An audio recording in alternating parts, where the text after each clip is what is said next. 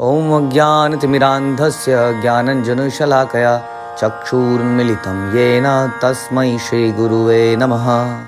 हरे कृष्ण। भगवद गीता अध्याय 11 श्लोक संख्या 47।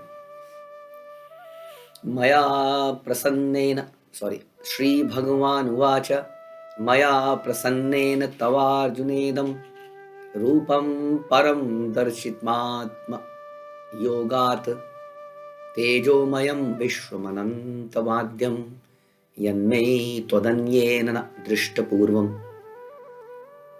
भगवान ने कहा, काफी समय से अर्जुन बोल रहे थे, तो भगवान बोलते हैं, हे अर्जुन, मैंने प्रसन्न होकर अपनी अंतरंगा शक्ति के बल पर तुम्हें इस संसार में अपने इस परम विश्व रूप का दर्शन कराया है।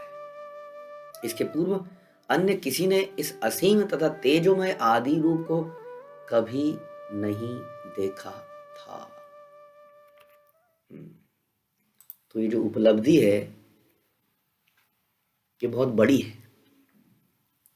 अक्सर संसार में प्रॉब्लम ये होती है कि हमें कोई चीज मिल जाती है लेकिन उसकी वैल्यू नहीं पता चलती है। ऐसा हमने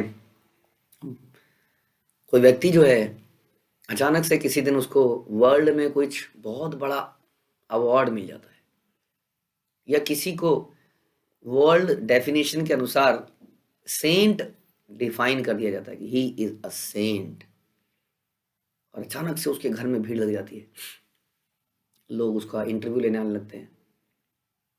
लेकिन क्या वाकई में वो व्यक्ति उस दिन सेंट बना था क्या? सेंट तो पहले से था, आज तो डिक्लेयर हुआ है कि he was a saint, he is a saint. तो बहुत सारे लोग उसके घर में भीड़ लगाए खड़े हैं, लेकिन अधिकतर हम पहचान नहीं पाते कि हमारे पास क्या वस्तु है, उसकी क्या वैल्यू है। और इसलिए हम कई बार नज़रअंदाज कर देते हैं। फॉर एग्जाम्पल, हमें हरे कृष्ण महामंत्र मिला, लेकिन ये इतना सहजता से मिल रहा है कि इसकी वैल्यू नहीं है लोगों के दिमाग में। क्योंकि हमारी परंपरा ने इस सीक्रेट को रिवील कर दिया सबके सामने। नमो महावदान्याय कृष्ण प्रेम पताये थे।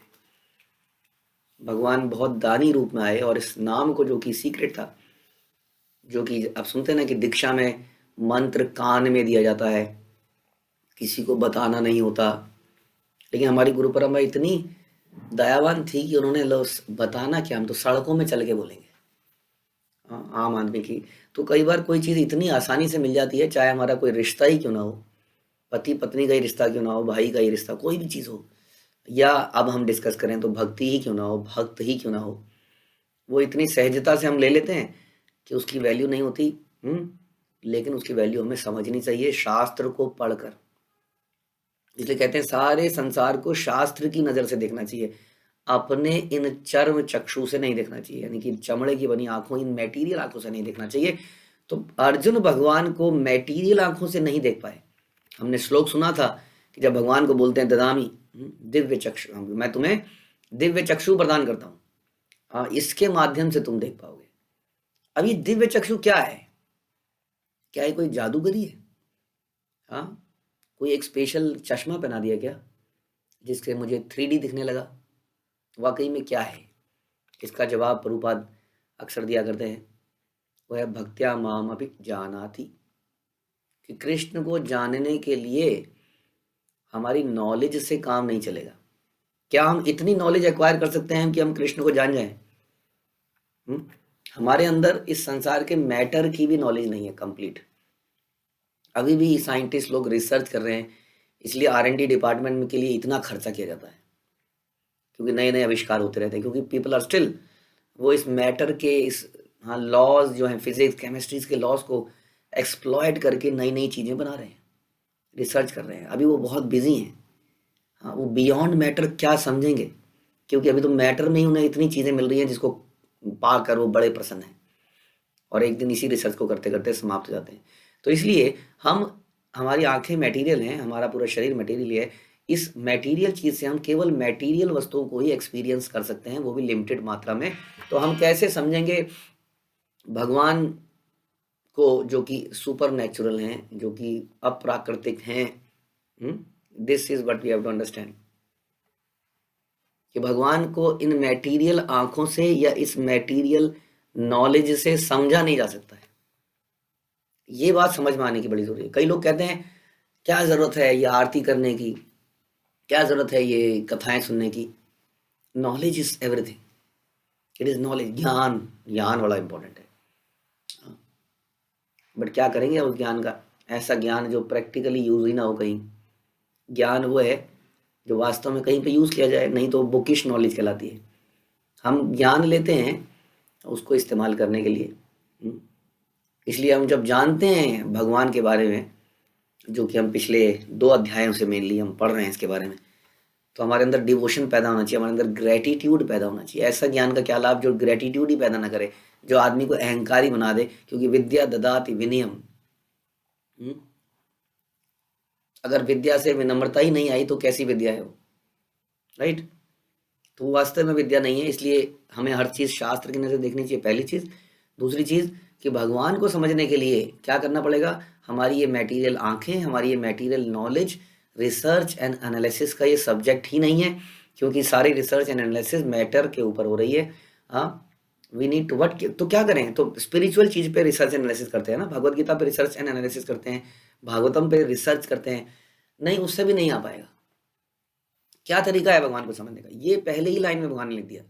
भगवान ने कहा, हे अर्जुन, मया प्रसन्नेन तव, मैंने प्रसन्न होकर, प्रसन्न, जब भगवान को प्रसन्न करेंगे तब वो अपने आप को रिवील करेंगे। इस संसार के अंदर भी आप किसी की हृदय की बात को अगर निकालना चाहते हो तो उसको प्रसन्न करना पड़ेगा, नहीं तो छुपा के रखेगा डर के मारे या किसी भी कारण से, अपने हृदय को खोलेगा नहीं। तो संसार में किसी आदमी के मन की बात नहीं निकलती है भगवान को हम क्या खोजेंगे? इसलिए जब तक भगवान को प्रसन्न नहीं कर देते, कैसे हम उसको देख सकते हैं? कैसे हम उनको वास्तव में नहीं देख सकते। कई लोग कहते हैं कि अर्जुन, प्रभुपाद भी कह रहे हैं इसके परपट में कि दुर्योधन के सामने भी भगवान ने एक विराट रूप दिखाया था जब वो शांति प्रस्ताव लेके गए। तो इसका मतलब तो ये रूप दुर्योधन ने भी देख लिया। आप कहेंगे दुर्योधन तो is as good as Arjun, what is the difference? Prabhupada कहते हैं पहली बात तो ये कि वो रूप डिफरेंट था, ये रूप डिफरेंट है। दूसरी बात मैं तो ये कहूंगा, देख के भी क्या कर लिया। जैसे कहते हैं कि सावन के अंधे को हरा ही नहीं जाता है। जिसके आंखों में करप्शन है, जिसके अंदर करप्शन है, उसको बाहर केवल करप्शन ही दिखती है। शिशुपाल को भगवान में दोष ही दिखते थे, देख कर भी क्या कर लिया। हाँ, इसलिए कहते हैं कि हम कहते हैं कि हम देखेंगे तो बिलीव करेंगे, सीइंग इज बिलीविंग, लेकिन क्या हम देख के समझ पाएंगे? क्योंकि देखना तो केवल एक इंद्रियों का इंफॉर्मेशन को ग्रहण करना है। वो इंफॉर्मेशन जाती है आपके ब्रेन में, और उस ब्रेन में आपकी स्मृति के अनुसार, आपके अंडरस्टैंडिंग के अनुसार आप उस डाटा को एनालाइज करते हो और एक रिजल्ट डिक्लेयर करते हो, राइट? इसलिए कैसे हम बिलीव करें कि देखकर हम भगवान को समझ सकते हैं? क्योंकि दुर्योधन भगवान को देखकर भी उसके हृदय में ये भाव पैदा नहीं हुए जो अर्जुन के हृदय में यहां हम देख रहे हैं। इसलिए कहा कि भक्त्या माम अभिजानाति। अगर हम देख भी लेंगे, तो कितने सारे लोग हैं जो भगवान के विग्रह को देखते हैं और कहते हैं पाथर पूजे हरि मिले तो मैं पूजूं पहाड़। क्या पत्थर को पूज रहे हो तुम मूर्ख लोगों, अंधविश्वासियों? उनको पत्थर से, कई लोग उस पत्थर को देखेंगे तो उनके आंसू निकल जाते हैं, और उसको देखने के लिए वो सवेरे सवेरे उठते हैं, ठंड में नहाते हैं, मंगल आरती करने जाते हैं, दर्शन करते हैं। और कई लोग उसको पत्थर की मूर्ति कहते हैं। देख तो दोनों ही रहे। इसलिए भक्त्या माम अभिजानाति, कि भक्त ही भगवान को समझ सकता है, क्योंकि भगवान प्रसन्न होकर उनको अपना वास्तविक रूप दिखाते हैं। हमारे अंदर की जो फीलिंग्स है ना, क्योंकि परमात्मा के रूप में कृष्ण अंदर बैठे हैं। समझिए इस बात को। एक बहुत अच्छा प्रसंग आता है भीष्म पितामह, युधिष्ठिर और कृष्ण का, कि युधिष्ठिर बड़े परेशान थे, मेरी वजह से इतने लोग मारे गए, बहुत रो रहे थे। भगवान ने उसको समझाने की प्रयास करी, उनके समझ में नहीं आया। सोचिए, भगवान किसी को समझाएं और उसको समझ में ना आए। भगवान ने कहा चलो भीष्म पितामह के पास चलो। प्रभुपाद उसके परपेंट में लिखते हैं, क्यों समझ नहीं आया? ऐसा कैसे सोचता है कि भगवान समझाएं और किसी के समझ ना आए? क्योंकि भगवान परमात्मा के रूप में हृदय में बैठे हैं, उन्होंने समझने ही नहीं दिया। क्यों नहीं समझने दिया? क्योंकि वो चाहते थे कि उनका भक्त ग्लोरीफाई हो, भीष्म पितामह को ये मौका मिले। हाँ, और भीष्म पितामह के अंतिम समय में भगवान वहां पर जाएं, उनको दर्शन दें। अब बताइए कौन समझ सकता है भगवान को? इसका मतलब यदि भगवान ना चाहें तो इसका मतलब प्रभु जी हम कुछ नहीं कर पा रहे हैं, हम नहीं करेंगे क्योंकि भगवान ही चाहते हैं। नहीं, ऐसा नहीं है। इसका मतलब है, वास्तविक मतलब है कि हम प्रयास करेंगे जब भगवान को प्रसन्न करने का, ना कि ज्ञान प्राप्त करने का, कर्म कांड करने का। हाँ, भगवान को प्रसन्न करने का जब हम प्रयास करेंगे तो उस प्रयास को देखकर प्रसन्न होकर भगवान अपनी अंतरंगा शक्ति के बल पर, अंतरंगा शक्ति होती है भगवान की स्पिरिचुअल एनर्जी, एक होती है माया शक्ति, हाँ, बहिरंगा शक्ति जो इस संसार को चलाती है, जिनको आप दुर्गा, हाँ, वैष्णवी या अलग अलग नामों से जानते हैं, भैरवी, अलग अलग नाम है उनके। वो है बहिरंगा शक्ति भगवान की। और एक है भगवान की अंतरंगा शक्ति जो कि योग माया, सुभद्रा, ये उनका नाम है। अंतरंगा शक्ति जो कि स्पिरिचुअल एनर्जी है, जो कि स्पिरिचुअल जगत को चलाती है। तो भगवान अपनी अंतरंगा शक्ति, क्योंकि भगवान का शरीर क्या है? दिव्य है, ट्रांसेंडेंटल है। वो बहिरंगा शक्ति के अंतर्गत नहीं आता है। हमारा शरीर बहिरंगा शक्ति के अंतर्गत आता है। भगवान का शरीर अंतरंगा शक्ति के अंदर है, इसलिए उनका उनका दर्शन हम अंतरंगा शक्ति के माध्यम से करते हैं। ये है। तो हमें इस महामाया से योग माया की तरफ जाना चाहिए। तो भगवान कहते हैं कि यदि हम भक्ति करेंगे, प्रयास करेंगे उन्हें प्रसन्न करने का, तो वो प्रसन्न होकर अपनी अंतरंगा शक्ति के माध्यम से हमें अपने दर्शन कराएंगे। और ये दर्शन क्या होंगे? किसी ने देखे नहीं होंगे। अगर देखे भी होंगे, जैसा हमने चर्चा करी, तो उसके हृदय में परिवर्तन नहीं आएगा। क्योंकि उसके हृदय में द्वेष है, भगवान के लिए समर्पण नहीं है। अर्जुन के अंदर क्या क्वालिफिकेशन थी अगर कोई पूछे तो? क्या थी ऐसी बात? क्या वो योगी था? योगी बिल्कुल नहीं था। क्या वो ज्ञानी था? नहीं था। पहला चैप्टर पढ़ते हैं तो कहाँ लगता है कि अर्जुन ज्ञानी था? अर्जुन तो सांसारिक बात करता है, मेरा भाई है, मेरी बहन है, मेरे गुरु हैं, इनको कैसे मार दूं, कैसे मैं मजे करूंगा युद्ध लड़ने के बाद जब यही नहीं बचेंगे तो, है ना? यदि हम सुनते हैं तो लगता नहीं कि बहुत ज़्यादा नॉलेजेबल था। तो फिर क्या खास बात थी उसके अंदर जो उसको ये रूप दिखाया गया? वो भगवान का भक्त था। भगवान बीच में बोलते हैं कि मैं तुम्हें ये ज्ञान दे रहा हूँ, परम गुह्य ज्ञान, क्योंकि तुम मेरे मित्र हो, मेरे भक्त हो और मेरे प्रति समर्पित हो। बस यही भक्त की क्वालिफिकेशन होती है। भक्त कभी भी अपनी नॉलेज को बढ़ाकर भगवान को नहीं प्राप्त कर सकता। वो भगवान के प्रति शरणागति करके, सिंपल हृदय का बन के, सरल बन के, अपना सब कुछ भगवान के सामने न्यौछावर करके ही भगवान को प्रसन्न कर सकता है। और फिर भगवान उसको रिवील करते हैं, जैसे अर्जुन को रिवील किया। यही मतलब है भक्त्या माम अभी जानति।